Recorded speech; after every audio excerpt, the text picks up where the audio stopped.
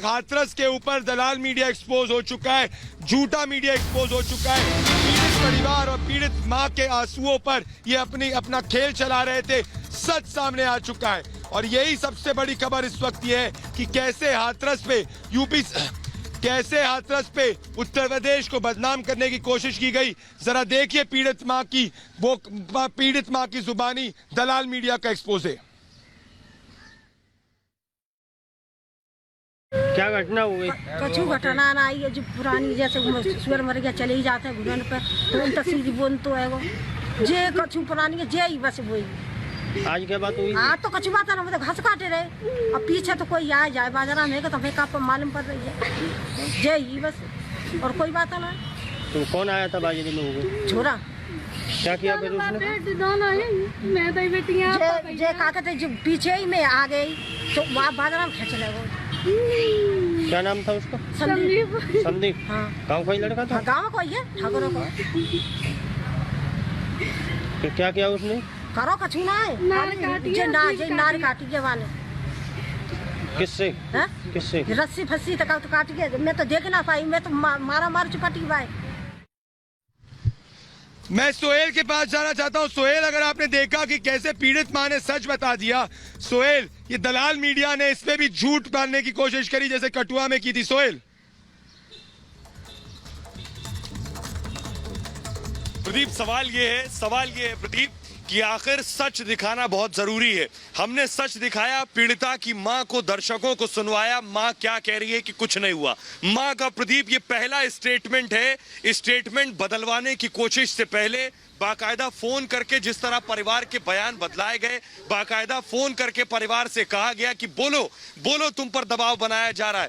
ये जो हुआ प्रदीप, ये साजिशन हुआ, इसने बहुत से चेहरे बेनकाब किए। सवाल ये है प्रदीप कि सच दिखाने में क्या परेशानी है? क्या सिर्फ जानबूझकर किसी को टारगेट करना है या हकीकत दिखानी है, यह आपको तय करना है। लेकिन बाकायदा किस तरह विक्टिम को, किस तरह पीड़ित परिवार को गुमराह करने की कोशिश की गई। जो मां का स्टेटमेंट पहला स्टेटमेंट है प्रदीप, और जो पहला स्टेटमेंट होता है वो सबसे सच्चा होता है, वही हमने दिखाया प्रदीप। उसके बाद बार बार उसे घुमाने की, गुमराह करने की, डाइवर्ट करने की कोशिश की गई, जो अब तक सामने आ रहा है प्रदीप। सोहेल जी बिल्कुल सही कह रहे हैं सोहेल, और इसीलिए रवि मैं आपको कह रहा हूं कि अगर आप देखें मां का बयान, तो मां का बयान ये दर्शाता है कि उस पे मां ने ये क्लियरली कहा है कि कोई इस तरीके की चीज नहीं है जिस तरीके से ये जो दलाल मीडिया के लोग हैं वो दिखाने की कोशिश कर रहे हैं। और अगर आप विसरा रिपोर्ट भी देखेंगे तो उस पर भी आपको सच पता चलेगा। तो क्या ये साजिश थी रवि? बिल्कुल, देखिए ये तो स्क्रिप्ट है प्रदीप, ये तो स्क्रिप्ट है, लिखी गई, बनाई गई, यहाँ दिल्ली में बनाई गई, वहां मीडिया हाउसेस में बनाई गई, और उस स्क्रिप्ट पे कई लोगों को एक्टिंग के लिए ट्रेनिंग दी गई। जो ऑडियो आया है सामने, जिसमें पैसे लेने देने की बात कही जा रही, लालच दिया जा रहा है, जिसमें स्क्रिप्ट समझा के कहा जा रहा है कि ये बोलो, वो बोलो, हम ऐसा दिखाएंगे, हम वैसा दिखाएंगे, इससे बात तो साबित हुई। और मां का ये बयान देखिए, सरकार से सवाल करना गलत नहीं होता है, पुलिस से सवाल करना गलत नहीं होता है, घटना हुई है, पुलिस अधिकारियों पर कार्रवाई हो, ये तो हम भी चाहते थे कि इस पर इंसाफ मिले। ये देश का कौन सा इंसान होगा जो नहीं चाहेगा कि बेटी को न्याय मिले? सभी इसके साथ थे, लेकिन जैसे ही ये सच सामने आया तो the Lal Pradeep, the Lal media का वो चेहरा सामने आया जो ये हमेशा लिखते थे, ये मोमबत्ती गैंग, ये धरना प्रदर्शन गैंग, यहाँ जंतर मंतर में भी एक बार हमने देखा कि किस तरीके से विदिन मिनट करके रिपब्लिक मीडिया नेटवर्क को कॉपी कर ये अपना धंधा चला पाएंगे। मैं इनको बताना चाहता हूं कि ऐसा नहीं होगा। सच और झूठ में जनता फर्क देख लेती है। देखिए दोस्तों, किस तरीके से ये झूठी मीडिया ने हाथरस पे झूठ बोला। पीड़ित परिवार से इनको माफी मांगनी चाहिए। हाथरस कांड पर सबसे बड़ा सच आया सामने। हाथरस कांड का सच जो अब तक किसी को नहीं पता। घटना के तुरंत बाद का मां का बयान। मां ने सच बोला, जुगाड़ मीडिया ने राज छिपाया। हाथरस कांड में सच्चाई को छिपाने की जुगाड़ मीडिया की साजिश बेनकाब हो गई है। हाथरस की पीड़िता की मां का ये बयान झूठे सियासी ड्रामे का पर्दाफाश करने वाला है। ये वो बयान है जो पीड़िता की मां ने घटना के बाद दिया। जिसमें उन्होंने सिर्फ एक आरोपी होने की बात कही थी। हाँ तो कछु बात है ना, मतलब घास काटे रहे, अब पीछे तो कोई आ जाए बाजारा में तो हमें का मालूम पड़ रही है, जय बस, और कोई बात ना। तो कौन आया था बाजी लोगों को? छोरा क्या किया फिर उसने? जे का कहते जो पीछे ही में आ गई तो वहाँ बाजारा में खेच ले। मां ने तुरंत बयान दिया, लेकिन जुगाड़ मीडिया या कहीं दलाल मीडिया ने अपने फायदे के लिए इस मामले को अलग ही रंग दे दिया, और ये रंग कांग्रेस को अपनी राजनीति चमकाने का आसान रास्ता नजर आया। संदीप हाँ। गाँव का ही लड़का था? गाँव को है ठाकुरों को। फिर क्या किया उसने?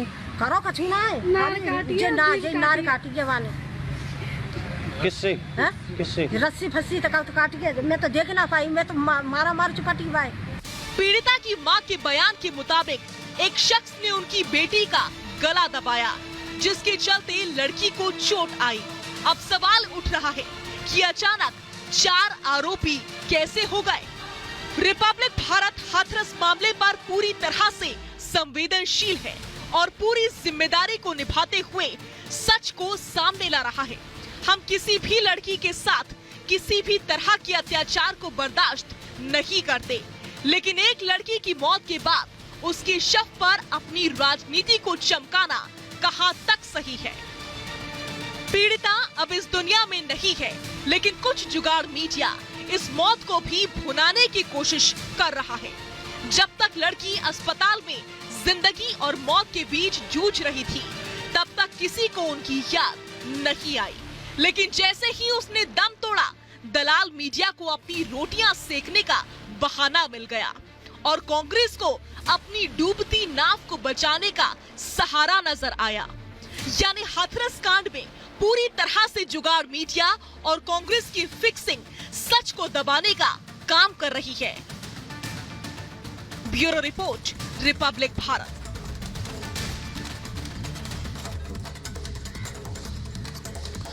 तो शिखा, अगर आपने देखा, पीड़िता मां का बयान भी देखा, उन्होंने बोला आपसी रंजिश थी, और जिस तरीके से इस आपसी रंजिश को एक जाति बनाम दूसरी जाति और के तरीके से पूरा दिखाने की कोशिश की गई, ये पूरी रटी रटाई पुरानी स्क्रिप्ट लग रही थी। शिखा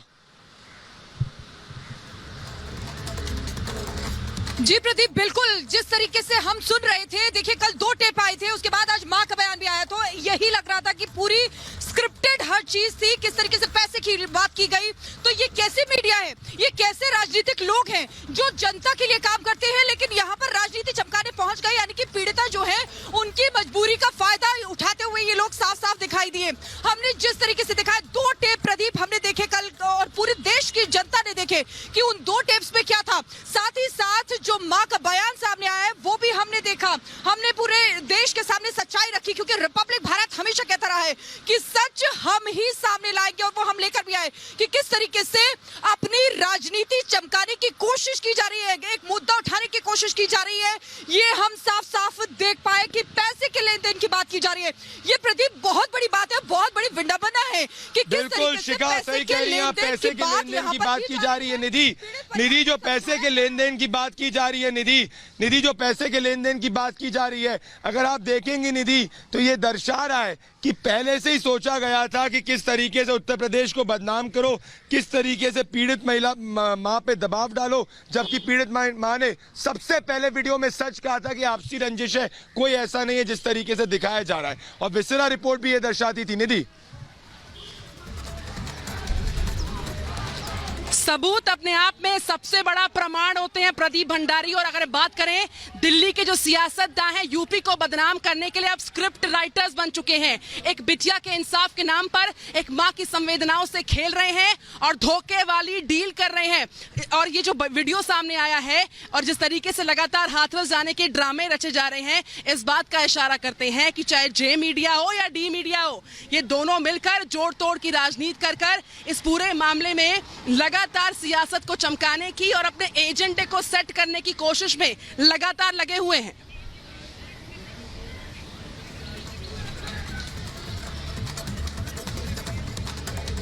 बिल्कुल बिल्कुल बिल्कुल बिल्कुल आप सही कह रहे हैं, बिल्कुल आप सही कह रहे हैं। सोहेल, मैं आपके पास आना चाहता हूं। सोहेल, मुख्य बात क्या है?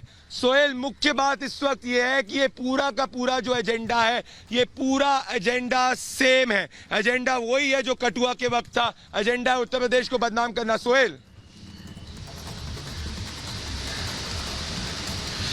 प्रदीप, उससे बड़ा एजेंडा अगर आप फोकस करें, ये एजेंडा चुनाव का है। बिहार चुनाव सर पर है। बिहार चुनाव से पहले पॉलिटिकल लीडर्स को दरअसल कुछ ऐसा इशू चाहिए जिसके बाद वो डिवाइड एंड रूल कर सके, किस तरह बांटने के बाद वोट ले सके। ये वो एजेंडा है प्रदीप, क्योंकि उत्तर प्रदेश की घटना का असर बिहार चुनाव पर देखने को मिल सकता है। इसलिए देखिए, सियासी पर्यटन शुरू हो गया उत्तर प्रदेश के हाथरस में। बाकायदा इसे प्लांट किया गया और स्क्रिप्ट बनाई गई कि कैसे जब तक राहुल गांधी ना पहुंचे तब तक 25 लाख पर मत मानिए, हम 50 करा देंगे। ये परिवार को कहा गया, परिवार को इस तरह से गुमराह करने की कोशिश की गई, सिर्फ और सिर्फ प्रदीप इसलिए कि इसका फायदा किसी तरह बिहार में लिया जा सके। परिवार के साथ कोई संवेदना सहानुभूति नहीं, पीड़िता के साथ कोई संवेदना सहानुभूति नहीं। सिर्फ मकसद ये कि बिहार में कैसे कल्टीवेटेड लैंड हो जाए, कैसे बिहार की जमीन उपजाऊ हो जाए उत्तर प्रदेश में, ये सियासी पर्यटन करके। प्रदीप, इसका मकसद